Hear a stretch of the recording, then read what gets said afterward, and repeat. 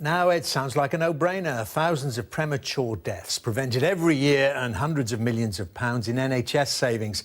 But to make that happen, would people be willing to pay almost double the current price for some meat-based foods? Well, researchers at the University of Oxford say a meat tax would cut rates of cancer, heart disease and type 2 diabetes and reduce greenhouse gas emissions. Sky's Becky Williams has more.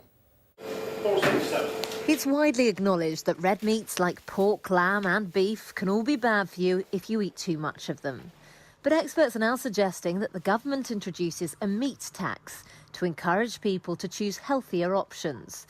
But as you'd imagine, that idea hasn't gone down overly well with butchers. It's going to increase the cost. We'll have to put our costs up to cover that tax.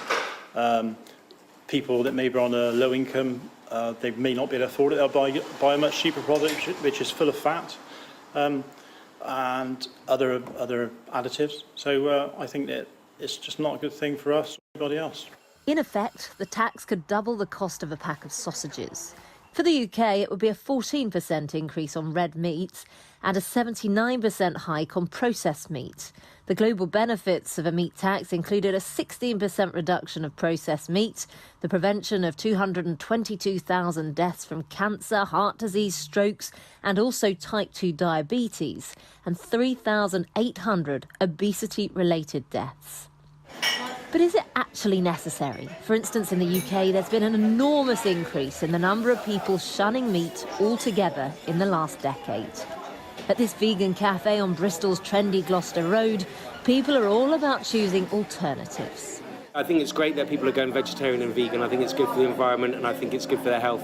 Obviously with health things it's better to prevent rather than cure, isn't it? So there's so many health complications related to eating red meat. I think it's really good if people can see that, actually it's better to eat vegetables rather than meat. The issue is that things like the tasty bacon bap or a fry-up are cheaper to make and often benefit lower-income families. And so whilst researchers are keen for the government to consider the tax, many believe it's simply not the right option. Rebecca Williams, Sky News.